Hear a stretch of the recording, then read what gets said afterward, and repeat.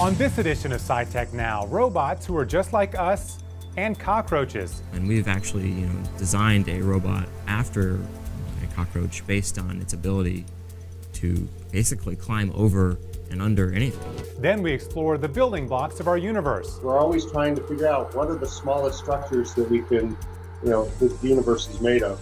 We join teens working after school to help the United States keep up with the world in math and science. The LEDs are going to be the bat's eyes, so they'll turn on and they'll be like, whoa. And SciTech Now's Hari Srinivasan sits down with the dinosaur whisperer. I feel like I'm really able to share my love and get people to start asking questions and being excited and not being ashamed of loving dinosaurs. I mean, what is more universally revered than dinosaurs, whether you're 4 or 400 years old? Coming up next on SciTech Now. SciTech Now is made possible through the support of our members. Mohawk Valley Community College. Your future starts here, offering education and workforce development ranging from hands-on to high-tech, including nano, manufacturing, electrical engineering, and more. More information at mvcc.edu.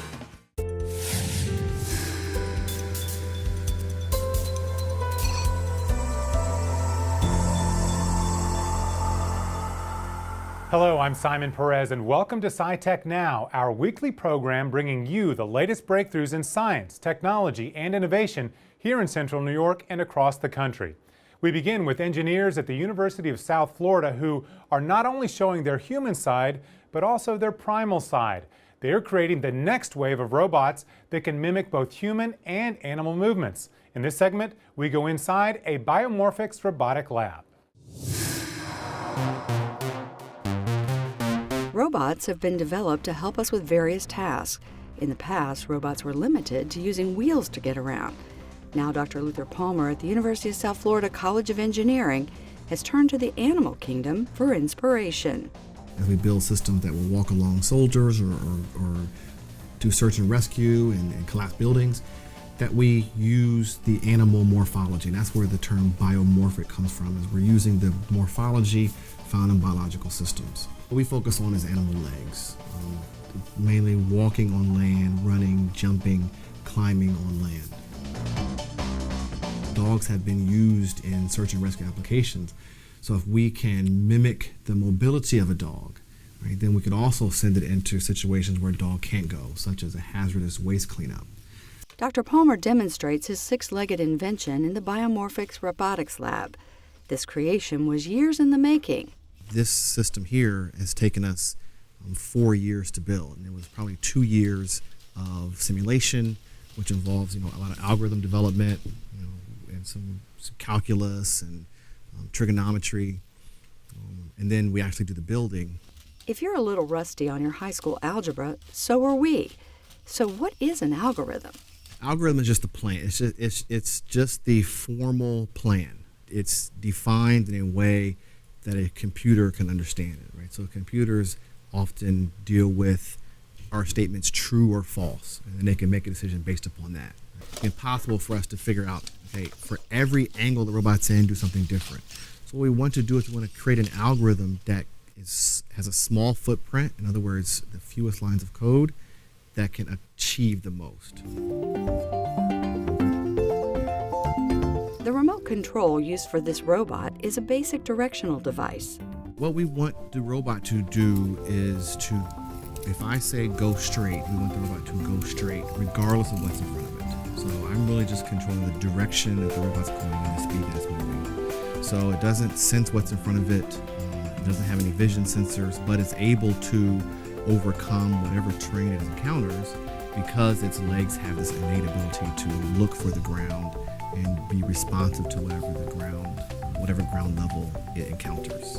When it walks upon a high obstacle, what it will do is we can force it to walk slower and to raise its leg up higher, and that puts the leg in a position to overcome a high terrain or a low terrain.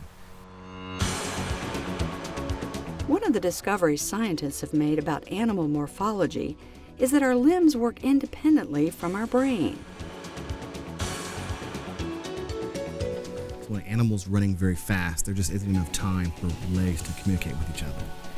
Legs have to operate in what we call a feed-forward manner, which means it doesn't have any feedback from the master controller or from other legs or even from the ground. It has a feed forward where it's going to go in this pattern, and it has the ability to kind of move away from this pattern as it sees fit without any kind of external feedback. Dr. Palmer has applied this concept to his robots. There's a microprocessor in each joint to do low-level control. So this system here just tells it basically says what should the X, Y, and Z position of the foot be.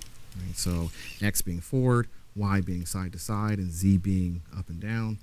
Doctoral student John Repito has joined in the effort to understand how we can make robots act more like animals. Even something as simple as a cockroach, unsightly as they may be, their legs are pretty incredible. And we've actually, designed a robot after a cockroach based on its ability to basically climb over and under anything. This cockroach-like robot with its 6 legs is steered by its human operator, but uses its animal-like feedback loops to climb over obstacles. Why is the leg of a cheetah different from the leg of a mountain goat? Why is that different from the leg of a centipede or, a human? And the diversity in the number of types of legs and the things that it can accomplish is really massive. It's really awe-inspiring to be able to look at something, nature, and it produces all of these things on its own. And we can only hope to be able to emulate them at some point. The world of running and jumping robots may seem a bit out of reach, but Dr. Palmer thinks practical applications are right around the corner. I anticipate that we'll be sending legged systems to Mars and other distant planets. I mean, that is what serves to me as the near-term potential of these systems as we push hard to make these systems more robust and more capable. It takes a lot of passion to put in the long hours to overcome the challenges of creating biomorphic robots. In order to do robotics, you really have to have a love for problem solving, because you're problem solving a unique scenario in which you have a complicated software structure and a complicated hardware structure. And if something goes wrong, then ferreting out where that issue is can be exhilarating and fun, and it can also be very painful, staying late at night trying to figure out what's going on. And what attracted me to robotics is this mix. Luther Palmer thinks his innovation could be used by first responders in search and rescue operations and maybe even help soldiers detect bombs in a war zone. In the 1930s, scientists invented particle accelerators to investigate the structure of the subatomic world. Since then, laboratories around the globe have continued to advance these technologies. As SciTech Now's Hari Srinivasan tells us, they're getting us ever closer to understanding the fundamentals of physics and the building blocks of the universe. Here with me now are 2 physicists at the Department of Energy's SLAC National Accelerator Laboratory, Mark Hogan and Mike Litos. Thanks for joining us. First of all, what is a particle accelerator? The particle accelerator is sort of the ultimate microscope. It's a device where we make a special cavity that has a strong electric field, and then we put a charged particle into it, and this particle starts going faster and faster. And very quickly, these particles are going as close to the speed of light as you hope to ever measure, 0.999997 the speed of light. And then as a consequence of special relativity, what starts to happen is once these things are really close to the speed of light, the harder you push on them to try and make them go faster, instead of going faster, their mass starts to increase. And you get into this weird spiral situation where their mass increases, you push on them a little bit harder, and you get to a point where it would take an infinitely hard push to give it that last little kick to make it go the speed of light. So instead of these particles ever getting to the speed of light, they just get very, very close. But what starts to happen is you store a lot of energy in these beams.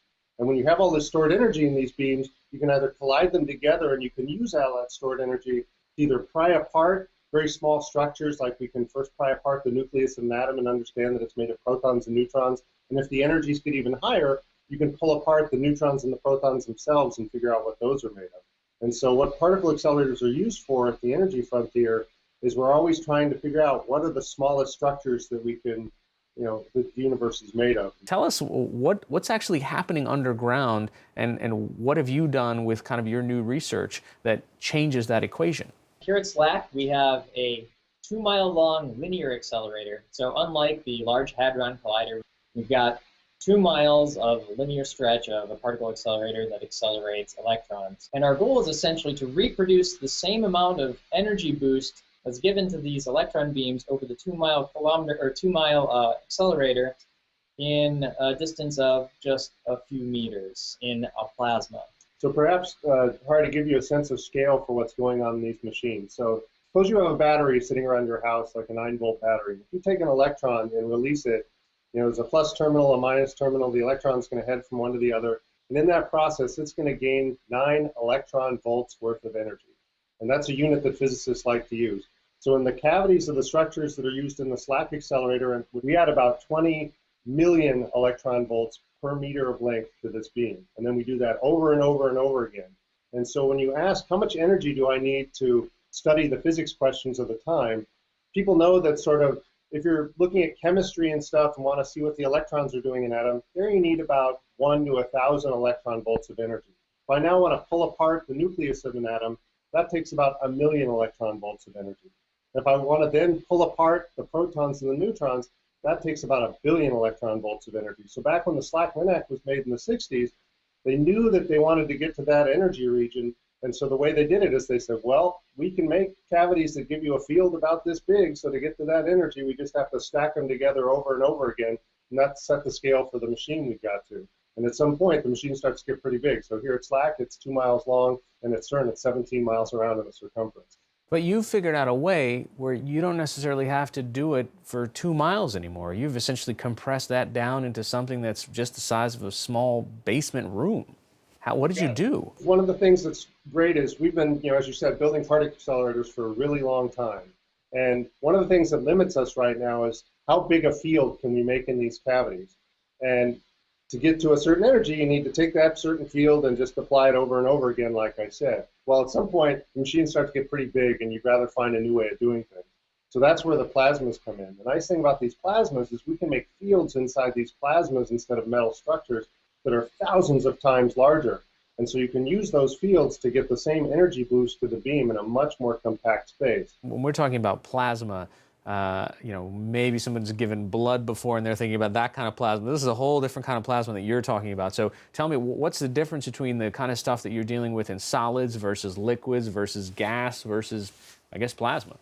Yeah, so a plasma is, imagine that you take a solid and you heat it up, it melts to a liquid. Then you keep heating the liquid and then it boils to a vapor. Now if I keep heating that vapor up, eventually the atoms that make the vapor, I start pulling off the electrons from the outside of the atom, and so I'm left with a sea, sort of this electrically charged soup that has a bunch of positively charged nuclei and a bunch of free electrons floating around. And it's this electrically charged soup, which is what we call a plasma. So Mike, is there a possibility that one day we could use this and stack it together for 2 miles inside what Stanford already has? That's exactly the goal in the long term, is sort of the analog to the Stanford accelerator, where instead of using these metallic accelerating structures one after another, we have little plasma stages of a couple meters each. What is the kind of invention and innovation that you've done in this laboratory? What are the consequences for scientists? How will we learn more about the Earth? So one of the things is we're sort of the tool builders. We make these microscopes that then other physicists can then use to explore all these great questions. We're at a stage right now where I think most people have heard of Moore's law for semiconductors, where the speed of a CPU in your computer doubles every 14 or 16 months, and that process is what's allowed us to take a computer that would fit in this room and put it in a phone in your pocket over the course of many decades. Well, accelerators are sort of the same way. If you make a plot of the energy that these machines have been able to get beams to, starting back in the 30s up until now, you'd see a similar sort of effect, that the energy keeps progressively going up and up and up, and that's because we've always embraced new technologies which have allowed us to make the next jump to energy, whether it's understanding further things about the Higgs boson, understanding dark matter, dark energy. There's all these questions that we want to address, but they tend to require machines that can get us to progressively higher energy. Let's say best case scenario, 10 years from now, 20 years from now, you're successful, and I could go down to Science Gadgets R Us and pick up a particle accelerator for my basement if I'm a science lab, whatever. So what happens when this tool becomes more available to more people? So I think likely what you'll see is first we'll try and build a machine where you use these high energy beams to make X-rays, when you show that you can do that and you can make this machine work 24 hours a 7 days a week using this great new plasma technology, then you'll start thinking about how can I take one of those machines and string it together serially so that I can now get the beam to some incredibly high energy and start answering these other questions about the nature of the universe and the particles and forces that hold it all together. All right, Mike Litos, Mark Hogan from Stanford's National Accelerator Laboratory. Thanks so much for joining us. Thank you. Thank you. Another reason scientists are pushing to make their accelerators smaller is because of how much energy the large ones use. The amount of electricity used by Europe's main accelerator in a year is enough to power 300,000 British homes. Let's transition from today's scientists studying the building blocks of space to tomorrow's future thinkers. The Bureau of Labor Statistics says in the next 5 years, there will be 1.5 million new computer science jobs, but not enough people to fill them. One after-school club in Utah is trying to close that gap. So this is Cash Makers. It's a club. It's a 4-H club of kids. We have about 40 kids participating in after-school groups.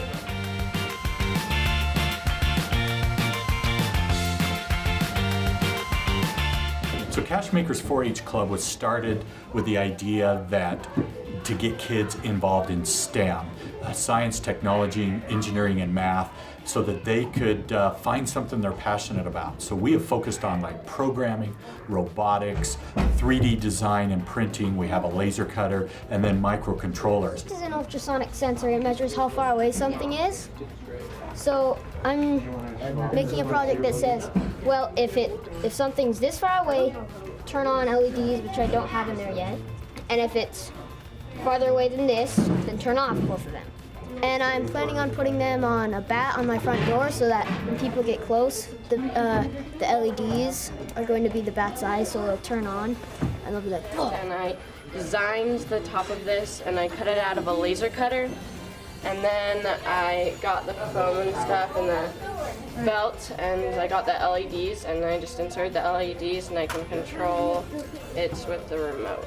This is my app, and right now it lets you draw on an image. You can change the color. Changes the color. When I tap, it makes a circle, and I can change the size of the circle by moving the slider. That was the hard part when I coded this.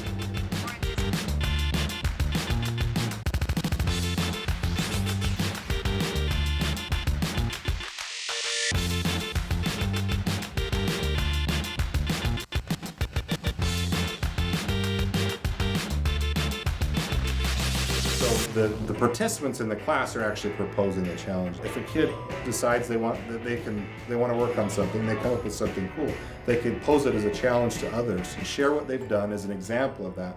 First on coming up with a design and then going ahead and building and implementing it and showing it out. It's what's been exciting is to see the kids just gravitate to this stuff and how easy they pick it up. And so what we've learned is that these kids are ready for this stuff. Take one of these and you connect it to Earth down here. It's got a tiny foot right there that says Earth. How do you connect it? Just like that. Connected that. And now when you touch this, you're now grounded is what they call it. I want to make this Play-Doh basically a space bar. What I do, I connect another alligator clip to the space place right there. And then I connect the other end of this to the Play-Doh. So now, when you push it, it makes a space. My belief is that we're born makers. We need to foster that and not squash it out. At a younger age, I think it's easier to tap into their curiosity, to their creativity, to their motivation. I believe that to pursue a career like as a programmer or get into robotics and those kind of careers, you need to start early. Like a computer technician to get there and then change over to something. Like Disney Imagineering actually is like a dream job. I don't know, maybe an architect. Maybe. I'll work at USU and be a programmer for their computers. Or if I don't do that, then I want to become an NBA basketball player.